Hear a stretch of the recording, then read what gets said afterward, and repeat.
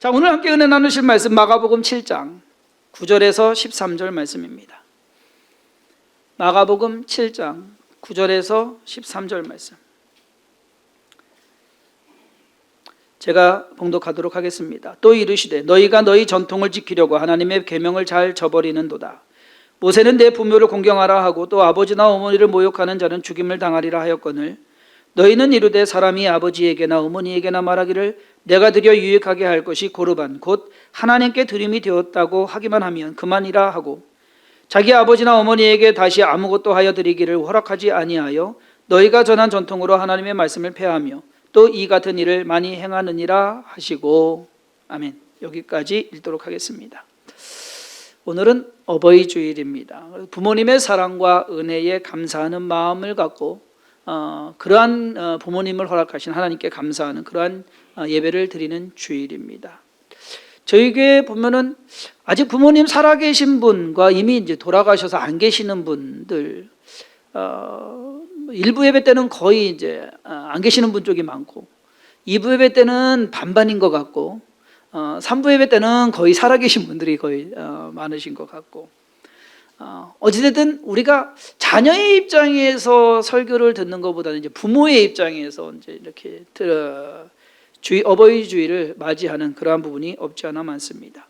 저는 오늘 본문 말씀을 가지고 율법에 정한 부모 공경이라는 제목으로 성경에서 가르치는 부모 공경은 무엇인지 그것에 대해서 좀 생각해 보려고 합니다. 출애굽기 20장에는 십계명이 기록되어 있습니다. 십계명 처음 4계명 1, 2, 3, 4 4계명은 하나님에 대한 계명입니다.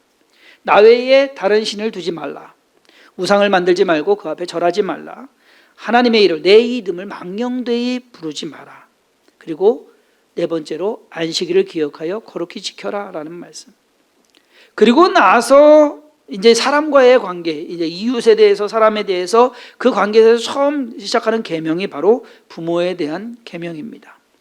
내 부모를 공경하라, 그리하면 내 하나님 여호와가 내게 준 땅에서 내 생명이 길리라. 출애굽기 20장 12절 말씀입니다. 이 계명은 신약에서 예수님에 의해서 오늘 본문 말씀에 인용이 되는 겁니다. 그 외에는 거의 사용되지가 않습니다. 오히려 예수님의 사역을 쭉 보면은 부모님을 섬기는 것보다는 예수님 따르라 그러죠. 한 사람이 우리 부모님 장사 지내고서 장례 치르고 나서 와서 예수님 따르겠다 그랬더니 예수님 뭐라고 그러세요? 죽은 자로 죽은 자를 장사하게 하고 너는 나를 따르라. 어떻게 보면 참 매정한 모진 그러한 모습을 보여주시는 것이 예수님의 모습입니다. 내 부모를 공경하라는 이 계명은 오히려 사도 바울에 의해서 다시 언급이 됩니다. 에베소서 6장 1절에서 3절 말씀에 자녀들아 주 안에서 너희 부모에게 순종하라, 이것이 옳으니라. 내 아버지와 어머니를 공경하라, 이것은 약속이 있는 첫 계명이니 이로써 내가 잘되고 땅에서 장수하리라. 사도 바울의 이 가르침은 십계명과 거의 일치를 합니다. 예수님께서 강조하시지는 않았지만 예수님도 부모를 공경하는 해야 된다는 기본 그 틀은 다르지 않을 것입니다. 문제는 어떻게 공경하느냐라는 것이 문제입니다. 하나님께서는 출애굽기 20장에 십계명을 주셨습니다. 계명이 몇 개? 10개입니다. 10개의 계명만 지키면 됩니다. 지켜야 될 법 조항이 10개밖에 안 돼요. 쉬워요, 어려워요? 10개만 지키면 되는데 쉬운 거 아니에요? 10개밖에 없는데. 자, 그런데 문제는 이 10개 조항이 아리송하다는 겁니다. 나 외에 다른 신을 섬기지 말라라고 말씀하셨는데 어떻게 하는 것이 하나님 외에 다른 신을 안 섬기는 것인지 도대체가 이게 구별하기가 좀 쉽지가 않더란 얘기입니다. 그래서 이스라엘 백성들은 예를 들어 말씀드리면 내 하나님 여호와의 이름을 망령되이 부르지 말라, 이 계명을 지키기 위해서 어떻게 했냐면요, 하나님의 이름이 야훼예요. YHWH. 히브리어는 자음만 있습니다. 근데 YHWH, 이 야훼라는 것을 발음을 하면 안 돼. 못하게 했어, 아예. 왜? 죄 짓는 거니까. 하나님 이름 자체를 부르지, 왜? 부르는 자체가 죄가 될 수가 있으니까 하지 말라고. 그렇게 해버렸습니다. 그러면서 이 야훼와 아도나이의 모음, 야훼의 자음과 아도나이의 모음을 합쳐가지고서 나온 파생어가 생깁니다. 그것이 바로 여호와입니다. 여호와가 원래 이제 여호와 증인들이 그러잖아요. 하나님 이름 뭔지 아냐고. 그러니까 뭐 모른다고요. 여호와도 모르냐고. 하나님 이름 하나님 이름은 여호와가 아닙니다. 예, 이것은 파생된 단어입니다. 하나님을 부를 수가 없기 때문에, 망령되기 때문에 이것을 단어를 합쳐가지고서 다른 이름을 만들어낸 거예요. 좀 편하게 하려고.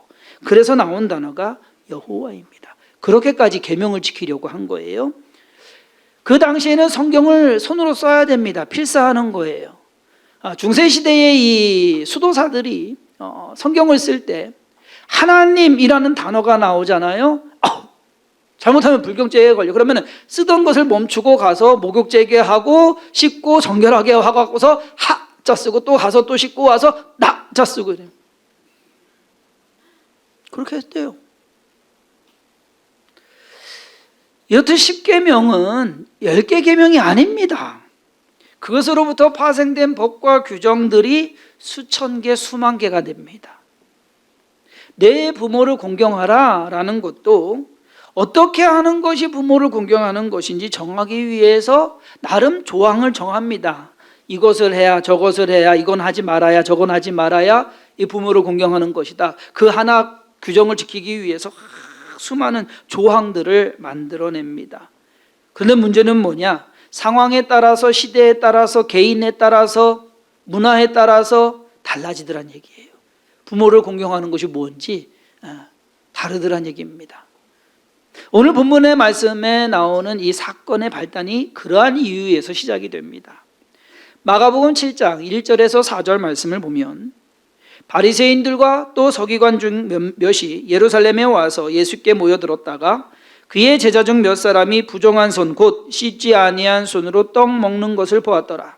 바리새인들과 모든 유대인들은 장로들의 전통을 지키어 손을 잘 씻지 않고서는 음식을 먹지 아니하며 또 시장에서 돌아와서도 물을 뿌리지 않고서는 먹지 아니하며 그 외에도 여러 가지를 지키어 오는 것이 있으니 잔과 주발과 녹그릇을 씻음이로라. 자, 하나님께서 정하신 법은 뭐냐면요, 레위기 11장 이후에 보면 하나님께서 정한 것과 부정한 것을 구별하십니다. 정한 것이 있고 부정한 것이 있다. 정한 것은 너희가 만져서도 안 되고 만져도 되고 먹어도 되는데 부정한 것은 만져서도 안 되고 먹어서도 안 된다라고 하는 것, 그 구분을 합니다. 근데 문제가 뭐냐면은요, 그 성경에 나오는 규정은 모든 상황을, 모든 시대를 다 이야기하고 있는 것이 아니에요. 어느 한 그 원리만 딱 이야기하고 있습니다. 정한 것과 부정한 것. 그러다 보니까 사람들이 자기 나름대로의 규정을 만들어 갑니다. 이때는 이것이 정한 것이고 이런 때는 이것이 부정한 것이다. 자기들 나름대로 그것을 만들어 갑니다. 그러다 보니까 어떻게 돼요? 계속 더해지는 거예요. 오늘 본문 말씀에 나오는 것, 손 씻는 것 때문에 이제 문제가 생겼습니다. 밖에 나갔다가 들어오면 손을 씻어야 되는데 장로들은 손을 씻고 음식을 먹고 절대 그렇게 손을 안 씻으면 안 먹는데 왜? 그것이 규정이기 때문에. 이유가 저와 여러분들이 뭐 요즘 코로나19 때문에 뭐 예전에도 그래, 아이들 밖에서 놀고 들어오면 손 씻어 그러잖아요. 왜 씻으라고 그래요? 세균 때문에 깨끗해지라고, 몸이 청결해지라고, 그것 때문에 씻는 거잖아요. 그런데 유대인들이 손을 씻는 거 그게 아니에요. 밖에 나가서 혹시나 부정한 것을 만졌을 수 있기 때문에, 스쳤더라도 내가 부정하기 때문에, 그러기 때문에 씻는 거예요. 위생을 위해서 씻는 게 아닙니다.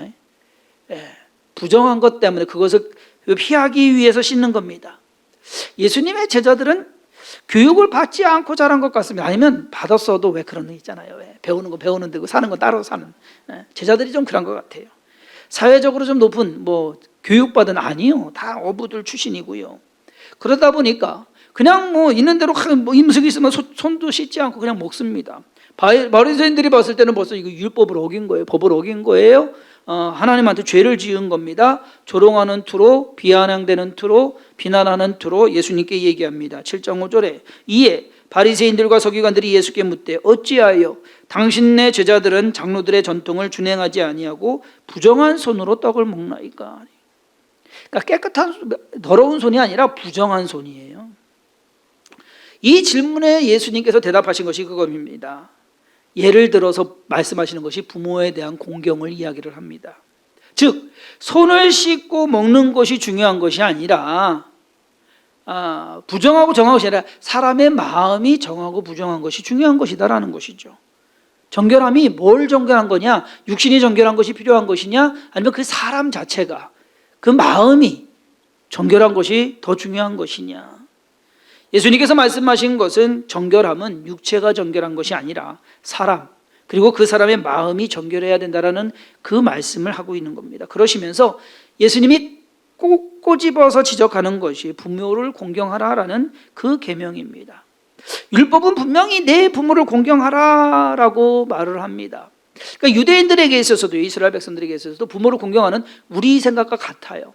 연세 드신, 나이 드신 분, 경제적인 능력이 없으신 분을 물질로 봉양하는 것을 이야기를 합니다. 부모 공경을. 그랬을 때, 그런데 부모를 공경해야 되는, 마땅히 해야 되는데 이 유대인들이 고르반이라는 것이 있습니다. 이 고르반은 하나님께 드리기 위해서 거룩하게 구별하여 따로 떼어둔 헌물이 고르반이라고 합니다. 즉 하나님께 바쳐진 헌물이다라는 겁니다. 이건 하나님 목, 우리가 11조 하면 이건 하나님 몫이라고 하잖아요. 그러니까 하나님 몫이라고 떼어놓는 거예요. 문제는 뭐냐 하면은 이 이스라엘 백성들이나 바리새인들은 하나님 몫이라고 떼어놓으면 노터치입니다. 어느 누구도 건들면 안 됩니다. 이건 하나님 거. 문제는 뭐냐?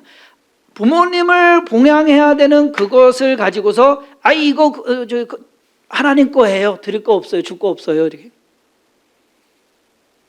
하나님 거는 하나님 거고 부모님 거는 부모님 몫인데 부모님 몫을 고르반, 이걸 고르반이라서 내가 고르반 하나님께 드릴 것밖에 없네요.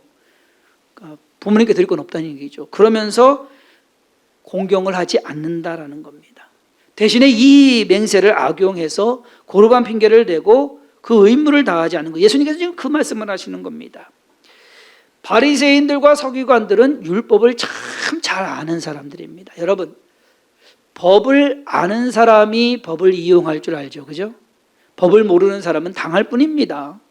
법을 알기 때문에. 이 바리새인들이나 서기관들은요, 법을 너무 잘 알아요. 그래서 이렇게 하면 이렇게 안 해도 되겠다. 그러니까 속마음은 부모 공경할 마음이 없는 거예요. 그게 중요해요. 그것이 문제의 핵심이에요. 부모 공경할 마음이 없기 때문에 공경해야 되는데 고르반이라고 해서 하나님 핑계를 댑니다. 그래서 이건 하나님께 바쳐진 것이니까 건들지, 그 속내는 아주 참 뻔하다라는 거예요. 예수님이 오늘 그 말씀을 지적을 하는 겁니다. 부모를 공경하라는 것은 뭔가를 해서가 아니라 그 마음이 저기 한 거 아니냐. 지금 제자들이 손 안 씻고 먹는 거, 그거 손 안 씻은 게 문제가 아니라 진짜 더러운 게 뭔지 아느냐. 너희들 속에서 나오는 것이 더 더럽다라고 예수님이 마가복음 7장에 말씀하시는 겁니다. 자, 성경에서 전반적으로 나타내고 있는 부모 공경은 어떠한 일을 하는 것, 어떠한 뭔가를 하는 것이 부모 공경이 아니라 먼저 마음을 갖는 겁니다. 존경과 감사, 그리고 사랑과 정성이 부모를 공경하는 사람이 가져야 되는 그러한 기본적인 덕목이다라는 것. 이러한 마음가짐을 먼저 가지고 행동이 그 다음에 나오는 것이지, 무언가를 했다고 해가지고서, 말하자면 여러분들 부모님께 이번 달 용돈 얼마씩 딱딱딱딱 해서 나는 할 거 다 했다, 이렇게 하는 것은 아니다라는 것이죠. 자, 그러면 성도님들 성경을 잘 아시니까 제가 질문 하나 드리겠습니다. 성경에서 부모를 가장 잘 공경한 사람은 누구입니까?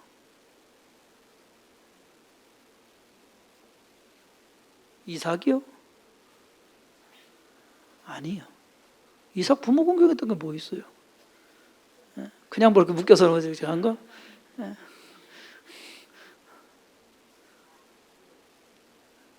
그래도 한 사람은 생각나는데, 그죠? 룻. 그나마 부모 공경하는 사람 생각하면은 아마 룻일 겁니다. 그런데 여러분 그거 아세요? 룻은 하나님의 계명을 어려서부터 들어온 사람이 아닙니다.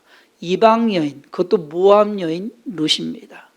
그리고 룻이 섬긴 사람도, 공경한 사람도 친어머니가 아니라 시어머니입니다. 참 유대인들에게 있어서 보면은요, 참 창피한 일이에요. 어떻게 보면 성경의 기록에서 수많은 사람들의 인물들이 나오는데 그 성경의 기록에서 효자, 효부 한번 찾아봐라 그러면은 이스라엘 사람은 없어요. 사실상 아브라함도 그렇고 이삭도 그렇고 야곱도 효자는 아닙니다. 20년 동안 집 나갔다가, 그렇죠? 돌아왔어요? 그러면은 아버지한테 가야 될 거 아니에요. 안 가요. 세겜에 있었잖아요. 돌아와가지고. 그리고 하나님께서 세겜에서 문제 생기니까 베델로 갔잖아요. 아버지는 헤브론에 있는데. 이거 아니요. 그렇게 보면 다윗도 그래요, 여러분. 자기 도망 다니고 쫓겨다니기 급했지 뭐. 부모 사실상 나중에 저기 에돔에 가다가 해서 했지. 그렇게 보면은 성경에서 그럼 예수님? 죄송합니다. 예수님도 아닌 것 같죠? 네. 성경에 그렇다고 해서 위대한 인물들이 뭐 부모를 공경하지 않았다는 것은 또 아닙니다. 그렇죠? 그렇지만은 뭔가 성경에서 부모를 잘 공경한 인물을 찾는다고 한다면 모압 여인 루실 것이다. 그 왜 그럴까? 여가 한 무엇을 했다기보다는 그 마음이, 그 자세와 태도가 그것을 보여주는 것 아니겠습니까? 바리새인들과 서기관들은 내 부모를 공경하라는 하나님의 계명을 지키기 위한다는 명목하에 수많은 세부 조항들을 만들었습니다. 그러면서 그 세부 조항들에 더 관심을 두는 겁니다. 이것을 지키는지 안 지키는지, 마치 손을 씻는지 안 씻는지 그것과 같이.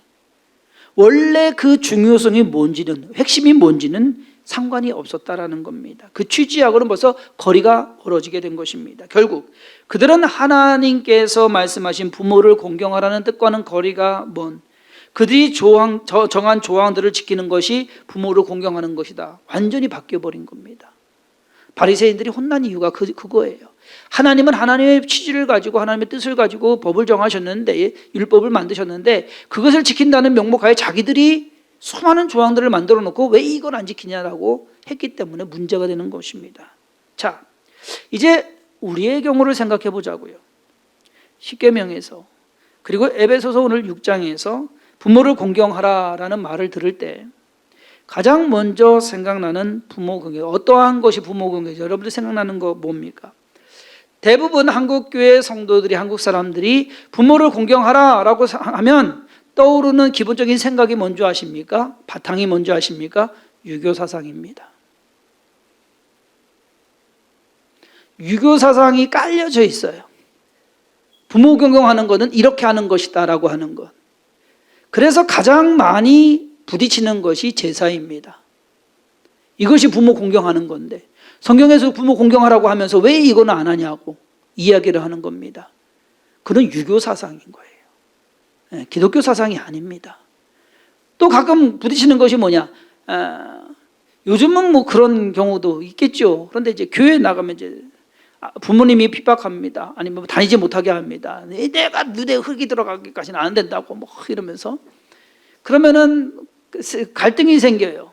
부모님을 공경하라고 하니까는 부모님 말씀 들어야 되는 건지, 아니면은 교회를 다녀야 되는 건지, 사실 이것이 완전히 다른 문제거든요. 그런데 우리가 부모를 공경하라라는 그 말씀을 딱 생각하면서 기본적으로 생각 들어오는 것이 뭐냐? 유교 사상이다라는 겁니다. 그렇기 때문에 그 유교 사상이 입각해서 부모를 공경해야 되는 줄 알고 그렇게 생각을 하고 있어요.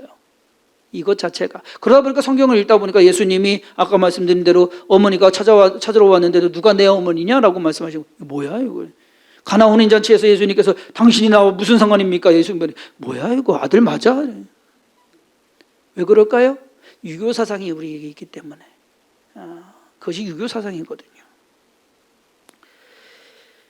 유교적 부모 공경은 부모가 잘하고 잘못하고 옳고 그름을 떠나서 부모면 무조건 권위를 갖고 면책을 갖는 것이 부모다라고 생각을 합니다. 하지만 성경적 부모 공경은 믿음 안에서, 그리고 말씀을 기반으로 한 부모 공경입니다.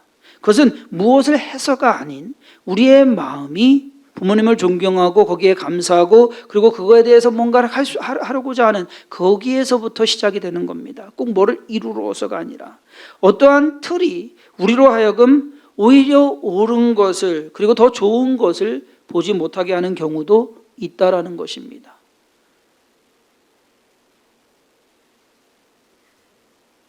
얼마 전에 요즘 핫한 이제 강철부대라는 게 이제 요즘 프로그램이 있어요. 그것을 보면서 이제 눈시울을 적신 일이 있는데, 그 프로그램에 특전사 대표로 박준호 상사가 나옵니다. 요즘 일명 박군입니다. 그 프로그램 중간에 뭐 이제 하다가 이제 중간에 이제 텀이 생겨가지고 대원들끼리 이제 시간을 보내는 때가 있었어요. 그때 한 대원 중에 어머니 한 분이 집에서 음식을 잔뜩 싸가지고 집밥을 해서 잡채에 고기에 뭐 나물에 갖고서 집밥을 해서 가지고 온 거예요. 4명이 한 팀인데 그래서 먹으라고. 그 어머니가 하는 얘기가 그겁니다. 아들이 7년 동안 군대가 있었는데 면회를 한 번을 못 갔대요. 너무 바빠가지고 생활적에서 면회를 한 번 못 갔대. 그게 너무 마음에 걸렸대요. 그런데 이제 이 프로그램에서 기회를 줘가지고 음식을 잔뜩 해가지고 아들 그 하는데 이제 음식 갖다 주게 돼서 너무 좋다고 그 얘기를 하는데 박군이 이제 울먹울먹한 거예요. 이 박군이 엄마랑 자기랑 단 둘이서 식구였습니다. 중학교 때 엄마가 암에 걸립니다. 암 말기여가지고 오래 살아야 7개월, 6개월, 7개월 산다고 그런 겁니다. 그래서 이 아들은 어린 나이부터 나가서 일을 하기 시작합니다. 학교 다니는 거는 그냥 점 찍는 것만 하고 일을 하면서 어머니 그 모든 것 병수발하고 또 자기 살아갈 것 살아가고 고등학교를 간신히 이제 졸업하고 졸업장만 따고서 어떻게 하면 먹고 살까 하다가 월급 많이 주고 안정된 그래서 고등학교 졸업하자마자 특전사에 지원을 합니다. 그래서 특전사에 그 어린 나이에 들어갔어요. 특전사에 들어가 있으면서 훈련받고 21살이나 2살인 것 같아요. 7개월 산다던 어머니가 7년 사셨습니다. 그래봐야 아들 나이 21살, 22살입니다. 어느 날 이제 연락이 왔대요. 엄마가 위독하시다. 좀 힘들 것 같다. 그래서 부대에서 나와서 버스를 타고 가는 도중에 임종하신 것을 연락을 받았답니다. 임종을 못 지켰어요. 그 동료 어머니가 차려온 음식을 먹으면서 하는 얘기가 그겁니다. 그 엄마가 이제 면회 못 갔다고 그러잖아요. 그 아들이 이제 박군이 하는 얘기예요. 자기가 군대에 있는 동안에 엄마가 면회 갈까 했었대요. 근데 이 아들은 엄마 아프니까, 엄마 힘드니까, 엄마 생각하는 마음에 오지 말라고, 안 와도 된다고, 괜찮다고. 그렇게 이제 얘기를 해서 면회를 한번 못 오게 한 거예요. 그 음식을 먹으면서 이 아들이 후회를 합니다. 힘들어도 누구 지인이라도 같이 해가지고서 와서 오라고 했으면 얼굴이라도 한 번 더 보는데 그거를 못했다고. 그러니까 아들은 아들 입장에서 효도한다고 한 건데 그렇잖아요. 그런데 지나고 나서 보니까 그것이 효도가 아니었더라 라는 거. 자, 그렇다면 마지막에 아들을 보지 못하고 눈을 감은 그 어머니의 마음은 어땠을까? 화가 났을까요? 아들이 싫었을까요? 아니면 원망스러웠을까요?